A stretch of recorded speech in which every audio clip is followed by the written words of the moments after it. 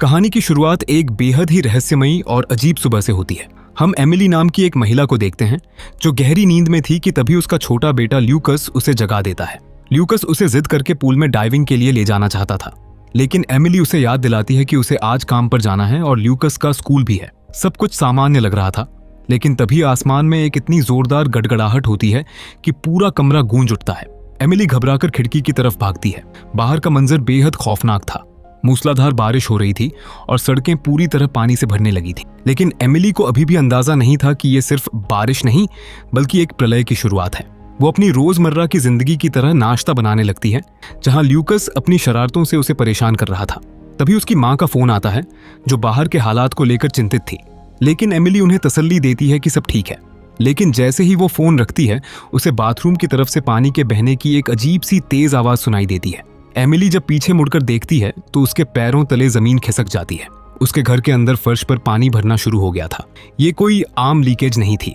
बाहर शहर में बाढ़ का स्तर इतना बढ़ चुका था कि पानी अब उसके अपार्टमेंट की खिड़की तक पहुंच गया था। तभी बिल्डिंग मैनेजमेंट की तरफ से एक इमरजेंसी अनाउंसमेंट होती है। बाढ़ का पानी 7 बिल्डिंग्स की दूसरी मंजिल तक और बाकी 3 बिल्डिंग्स की तीसरी मंजिल तक पहुंच चुका है। सभी लोग तुरंत ऊपर की मंजिलों पर जाएं। हालात बदतर तब हो जाते हैं जब पता चलता है कि लिफ्ट ने काम करना बंद कर दिया है। इधर ल्यूकस, जिसे इस तबाही की कोई समझ नहीं थी, वो जोर जोर से चिल्लाकर खेलने की जिद कर रहा था। एमिली का सब्र टूट जाता है। वो उसे डांटते हुए टेबल पर बिठा देती है। पानी का स्तर अब एमिली के पैरों से ऊपर आ चुका था। वो जल्दी जल्दी जरूरी सामान पैक करने लगती है। इसी बीच एमिली की कंपनी के एक सिक्योरिटी एजेंट का फोन आता है, जो उसे बताता है कि वो उसे बचाने के लिए आ रहा है। वो एमिली को चेतावनी देता है, सामान पैक करने में वक्त बर्बाद मत करो, बस ल्यूकस को लेकर तुरंत ऊपर की तरफ भागो। तभी अचानक फोन कट जाता है और पूरी बिल्डिंग की बिजली गुल हो जाती है। चारों तरफ गहरा अंधेरा छा जाता है। एमिली घबराहट में ल्यूकस की दवाई का एक छोटा बैग उठाती है और अपने बेटे को ढूंढने लगती है। ल्यूकस डर के मारे अलमारी में छुपा हुआ था। एमिली उसे समझाती है, माफी मांगती है और उसे पीठ पर बैठाकर वहां से निकलने की कोशिश करती है। जैसे ही वो अपने अपार्टमेंट से बाहर कॉरिडोर में कदम रखती है, वहां का नजारा दिल दहला देने वाला था। सभी पड़ोसी अपने सूटकेस लेकर पागलों की तरह भाग रहे थे। एमिली उस भीड़ से बचते हुए सीढ़ियों की तरफ भागती है, लेकिन सीढ़ियों पर लोगों का इतना हुजूम था कि वहां से निकलना नामुमकिन था।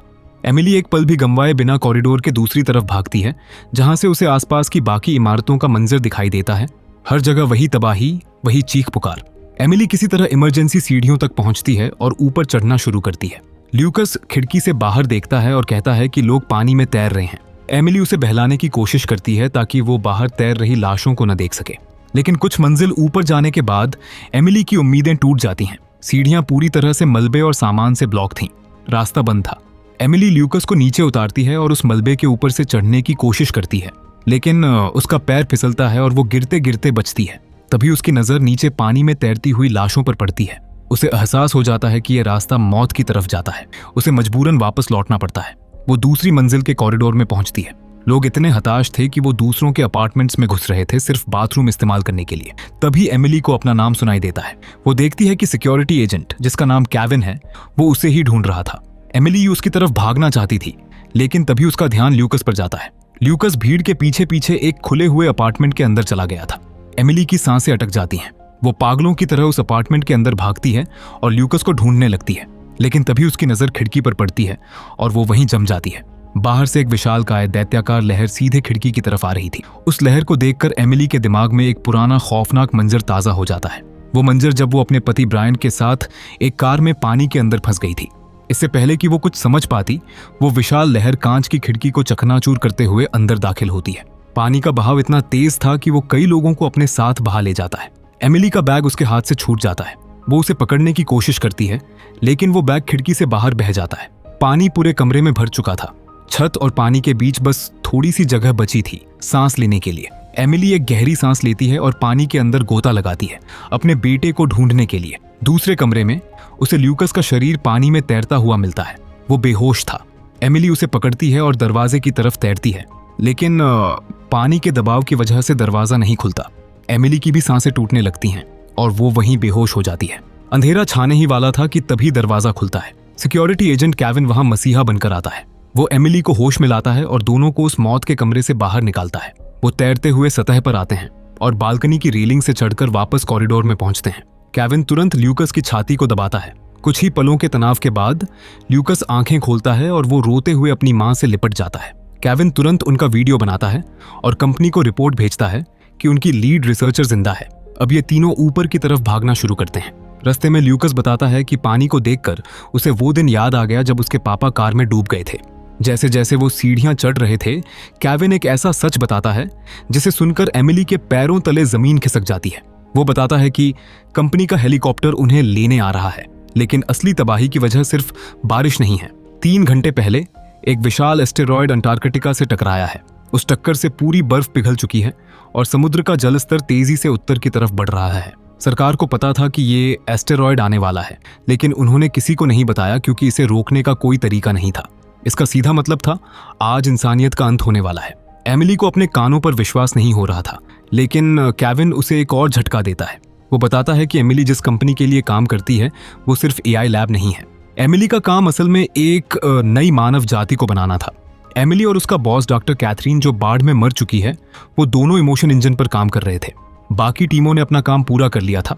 उन्होंने ऐसे शरीर बना लिए थे जो इंसानों जैसे दिखते हैं, जिनमें बुद्धिमत्ता है, जो प्रजनन कर सकते हैं, लेकिन उनमें बस एक चीज की कमी है, जज्बात। और एमिली ही वो थी जो उन्हें ये जज्बात दे सकती थी।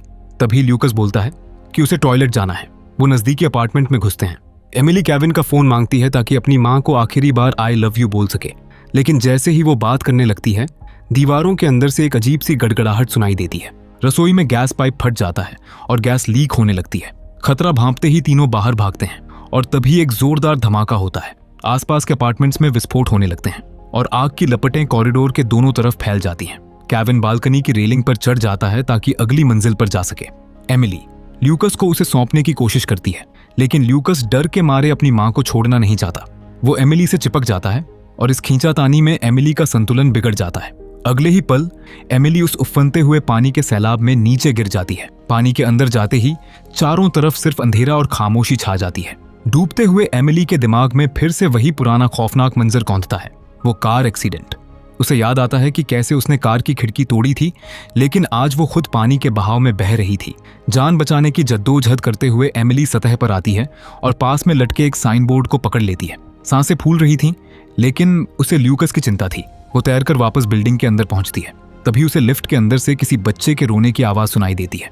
यह आवाज सोफिया नाम की एक बच्ची की थी जो लिफ्ट में फंस गई थी। एमिली तुरंत वहां पहुंचती है और अपने हाथों से लिफ्ट का दरवाजा खोलने की कोशिश करती है। वो पूरी जान लगा देती है, उंगलियां छिल जाती हैं, लेकिन दरवाजा टस से मस नहीं होता। बच्ची की चीखें एमिली के दिल को चीर रही थीं। उसे समझ आता है कि उसे किसी औजार की जरूरत पड़ेगी। वो भागकर अगली मंजिल पर जाती है, लेकिन वहां का मंजर देखकर उसके कदम ठिठक जाते हैं। कुछ लुटेरे एक अपार्टमेंट से बाहर निकल रहे थे। उनके हाथों में हथियार थे और वो लोगों को मारने की बात कर रहे थे। एक तरफ पानी का कहर और दूसरी तरफ इंसानियत का गिरता हुआ स्तर। एमिली डर के मारे वापस नीचे भागती है। वो फिर से लिफ्ट के पास पहुंचती है, लेकिन अब बहुत देर हो चुकी थी। पानी लिफ्ट को पूरी तरह डुबो चुका था। सोफिया की आवाज अब खामोश हो चुकी थी। एमिली एक और जान बचाने में नाकाम रही थी। तभी एक और विशाल लहर बिल्डिंग से टकराती है। पानी का बहाव इतना तेज था कि एमिली संभल नहीं पाती और फिर से पानी के अंदर समा जाती है। डूबते हुए उसे अपने पति ब्रायन की आखिरी याद आती है। उस एक्सीडेंट वाले दिन ब्रायन ने एमिली से कहा था कि वो ल्यूकस को लेकर तैर जाए। ब्रायन खुद तैर नहीं पा रहा था। उसने अपने बेटे को बचाने के लिए खुद को कुर्बान कर दिया था। उस याद ने एमिली के अंदर फिर से जीने की आग जला दी। एमिली पूरी ताकत लगाकर पानी से बाहर निकलती है और सीढ़ियों पर पहुंचती है। वो ऊपर भागती है और आखिरकार केविन और ल्यूकस से मिल जाती है। ल्यूकस की हालत खराब थी। उसे अपनी दवाई की जरूरत थी जो एमिली से पहले ही खो चुकी थी। एमिली ल्यूकस को गोद में उठाती है और दवाई ढूंढने के लिए अपार्टमेंट्स की तरफ भागती है। केविन उसे रोकता है और एक बेहद अजीब बात कहता है, रुक जाओ, हमें बच्चे की इतनी चिंता करने की जरूरत नहीं है। हमारे पास उसका डेटा है, हम उसे दोबारा बना सकते हैं। यह सुनकर एमिली उसे घूर कर देखती है, लेकिन उसके पास बहस करने का वक्त नहीं था। वो उसकी बात को अनसुना करके एक अनजान घर में घुसती है। रसोई में जो कुछ मिलता है उससे वो एक देसी दवा तैयार करती है और ल्यूकस को खिलाती है। तो तभी हमें एमिली के अतीत की एक झलक मिलती है। वो अपने बॉस डॉक्टर कैथरीन से कह रही थी कि वो ल्यूकस को छोड़ना चाहती है क्योंकि उसे लगता था कि वो एक अच्छी मां नहीं बन सकती। डॉक्टर कैथरीन कहती है कि कोई भी परफेक्ट नहीं होता और बताती है कि इमोशन इंजन पूरा हो चुका है। कुछ महीनों में कंपनी उनके बच्चों को ले जाएगी। वर्तमान में दवाई का असर होता है और ल्यूकस थोड़ा बेहतर महसूस करने लगता है। ल्यूकस कहता है कि उसे बीमार होना पसंद है क्योंकि तब मां उस पर ध्यान देती है। ये सुनकर एमिली का दिल पसीज जाता है। तभी एक चमत्कार होता है। बाहर बारिश रुक जाती है और बादलों के बीच से सूरज निकल आता है। तूफान थम चुका था। केविन एमिली को बताता है कि अब उन्हें शेल्टर ले जाया जाएगा, लेकिन साथ ही वो एक कड़वा सच बोलता है, सिर्फ तुम शेल्टर जा सकती हो, ल्यूकस नहीं। वो बताता है कि ल्यूकस में उसकी दिलचस्पी इसलिए थी क्योंकि वो नई मानव जाति का हिस्सा है। बातचीत चल ही रही थी कि अचानक मौसम फिर बदलता है। आसमान काला हो जाता है और पहले से भी ज्यादा भयानक बारिश शुरू हो जाती है। पानी का स्तर अब डरावनी रफ्तार से ऊपर बढ़ रहा था। ये सिर्फ बाढ़ नहीं थी, ये प्रलय थी। तीनों जान बचाने के लिए सीढ़ियों से ऊपर भागते हैं। रास्ते में एक कॉरिडोर में एक गर्भवती महिला और उसका पति मदद की भीख मांग रहे थे। एमिली रुकना चाहती थी, लेकिन केविन उसे खींचकर आगे बढ़ा देता है। हमारे पास वक्त नहीं है, उन्हें छोड़ो। ये सब देखकर एमिली बुरी तरह टूट जाती है। उसका नर्वस ब्रेकडाउन हो जाता है। वो चीखती है कि वो अब और नहीं भाग सकती, लेकिन केविन उसे झकझोरता है और कड़वी सच्चाई बताता है, डॉक्टर कैथरीन अपने बच्चे के साथ मर चुकी है। अब ल्यूकस ही हम वैज्ञानिकों की आखिरी उम्मीद है नई इंसानी नस्ल बनाने के लिए। अगर तुम हार मान लोगी तो सब खत्म हो जाएगा। मरता क्या ना करता। एमिली अपने आंसुओं को पोंछती है और वो लोग छत पर पहुंचते हैं जहां कंपनी का हेलीकॉप्टर उनका इंतजार कर रहा था। वहां केविन को कंपनी से निर्देश मिलते हैं, इंसानियत को विलुप्त होने से बचाना हमारी प्राथमिकता है। एमिली को तुरंत लैब लाया जाए ताकि इमोशन इंजन पूरा हो सके। हेलीकॉप्टर के साथ आई सिक्योरिटी टीम ल्यूकस को एमिली से छीन लेती है। वो ल्यूकस को न्यूमैन 77 कहकर बुलाते हैं। एमिली पागलों की तरह चीखती है। वो उनसे लड़ने की कोशिश करती है, लेकिन सिक्योरिटी गार्ड्स उसे पकड़ लेते हैं। एमिली अपने बेटे को हथकड़ियों में जकड़ते हुए बेबसी से देखती है। एमिली केविन से मदद की भीख मांगती है। तब केविन बताता है कि डॉक्टर कैथरीन मरी नहीं थी, वो अपने बच्चे को लेकर भाग गई थी क्योंकि वो अपनी बेटी को छोड़ने के बजाय मरना पसंद करती। गार्ड्स ल्यूकस को एक इंजेक्शन लगाकर बेहोश कर देते हैं और उसके बाल काटने लगते हैं। एमिली गिड़गिड़ाती है, कम से कम शेल्टर तक तो उसे मेरे साथ रहने दो। जवाब में गार्ड्स उसे एक ऐसा सच बताते हैं जिससे उसकी रही सही उम्मीद भी खत्म हो जाती है। कोई शेल्टर नहीं है मैडम, यहाँ सब मरने वाले हैं, सिर्फ आपको बचने की इजाजत है। इसके बाद वो केविन को गोली मार देते हैं। इसके बाद जो होता है वो किसी भी माँ के लिए नरक से कम नहीं था। एमिली के आखिरी अलविदा कहने के बाद गार्ड्स ल्यूकस के सिर को बेरहमी से काटते हैं और उसके अंदर से उसका डेटा निकालकर एक बॉक्स में रख देते हैं। हेलीकॉप्टर उड़ान भरता है। उसमें सिर्फ पायलट, वो बॉक्स और एक टूटी हुई एमिली बैठी थी। एमिली अपनी जेब में हाथ डालती है और उसे ल्यूकस का चश्मा मिलता है। नीचे धरती पर पानी का सैलाब सब कुछ निगल रहा था। पूरी दुनिया डूब रही थी। तभी हमें पता चलता है कि पृथ्वी से 7 रॉकेट्स अंतरिक्ष की तरफ उड़ान भर रहे हैं। इन रॉकेट्स में प्रोजेक्ट के बचे हुए वैज्ञानिक सवार थे। एक रिकॉर्डेड मैसेज में डायरेक्टर मिस्टर एंडरसन बताते हैं कि अगले 15 मिनट में हजारों उल्कापिंड पृथ्वी से टकराने वाले हैं और धरती पर जीवन पूरी तरह खत्म हो जाएगा। उनका मकसद था इंसानियत को इवॉल्व करना। उनके पास इंसानी शरीर प्रिंट करने की तकनीक थी, बस कमी थी तो जज्बात की। उनका प्लान था एक माँ और बच्चे के जरिए एक नई सोसाइटी बनाना। बच्चा तो पूरा हो चुका था, लेकिन माँ को अभी तैयार करना बाकी था। एमिली सुझाव देती है कि माँ को तैयार करने के लिए एक सिमुलेशन शुरू किया जाए। एक ऐसा सिमुलेशन जिसमें माँ को अपने बच्चे को बचाने के लिए बार बार हजारों मुसीबतों का सामना करना पड़े, ताकि कम समय में सारे जरूरी जज्बात इकट्ठे किए जा सकें। तभी रॉकेट से उल्कापिंड टकराते हैं और एमिली की आंखें खुलती हैं। वो एक बिस्तर पर उठ बैठती है। सब कुछ वैसा ही था, बाहर वही मूसलाधार बारिश, कमरे में वही सन्नाटा। तभी फोन बजता है। ये केविन का फोन था, जो बिल्कुल उसी तरह उसे बचाने की बात कर रहा था जैसे पिछली बार की थी। लेकिन इस बार एमिली के दिमाग में वो भयानक यादें ताज़ा थीं। उसे याद था कि कैसे उन गार्ड्स ने उसके बेटे ल्यूकस को उससे छीन लिया था। एमिली समझ जाती है कि उसे क्या करना है। वो फोन काटती है, तुरंत ल्यूकस की दवाई उठाती है। ल्यूकस रो रहा था। वो पूछ रहा था कि वो हर रोज 6 साल का ही क्यों रहता है, लेकिन एमिली के पास समझाने का वक्त नहीं था। वो सीढ़ियों की तरफ भागती है, लेकिन वहां बहुत भीड़ थी। तभी वही विशाल लहर दोबारा बिल्डिंग से टकराती है। एमिली ल्यूकस को कसकर पकड़ती है और पानी की सतह पर तैरने की कोशिश करती है। वो ल्यूकस को रेलिंग के उस पार चढ़ा देती है, लेकिन जैसे ही वो खुद ऊपर चढ़ती है, ल्यूकस वहां नहीं था। वो इधर उधर भागती है, चीखती है, लेकिन ल्यूकस पानी के बहाव में कहीं गुम हो चुका था। एमिली उसे ढूंढने के लिए पानी में कूद जाती है। वो एक तैरती हुई कार की तरफ बढ़ती है, लेकिन तभी पीछे से एक और कार आकर उसे जोरदार टक्कर मारती है। एमिली की मौके पर ही मौत हो जाती है। अंधेरा छा जाता है और फिर से आंखें खुलती हैं। सिमुलेशन रीसेट हो चुका था। कुछ देर बाद हम देखते हैं कि केविन एमिली की छाती दबाकर उसे होश में लाने की कोशिश कर रहा है। एमिली खांसते हुए होश में आती है। इस बार उसकी शर्ट पर एक नंबर लिखा था, 787। ये नंबर बता रहा था कि एमिली अब तक 787 बार इस सिमुलेशन में मर चुकी है और असफल रही है। केविन उसे एक फोटो दिखाता है और कहता है कि ल्यूकस भीड़ के साथ चला गया था। एमिली पागलों की तरह उसे ढूंढने भागती है। केविन उसे रोकने की कोशिश करता है तो एमिली गुस्से में उसकी बंदूक छीन लेती है और जमीन पर गोली चला देती है। तभी गैस पाइपलाइन में धमाका होता है। आग की लपटें एमिली को अपनी चपेट में ले लेती हैं। वो फिर से जलकर मर जाती है। सिमुलेशन फिर से रीसेट होता है। अब हम सिमुलेशन नंबर 1931 में हैं। इस बार एमिली बालकनी से गिरने ही वाली थी कि केविन उसे बचा लेता है, लेकिन एमिली को उस पर भरोसा नहीं था। उसे लगता था कि ये भी उसके बेटे को छीन लेगा, इसीलिए वो खुद पानी में कूद जाती है। तैरते हुए वो लिफ्ट के पास पहुंचती है। अंदर वही बच्ची सोफिया मदद के लिए चिल्ला रही थी। एमिली उसे बचाने की कोशिश करती है, दरवाजा खोलना चाहती है, लेकिन वो नाकाम रहती है और पानी में डूबकर मर जाती है। एमिली हर बार मरती है, लेकिन हर मौत के साथ वो कुछ नया सीखती है।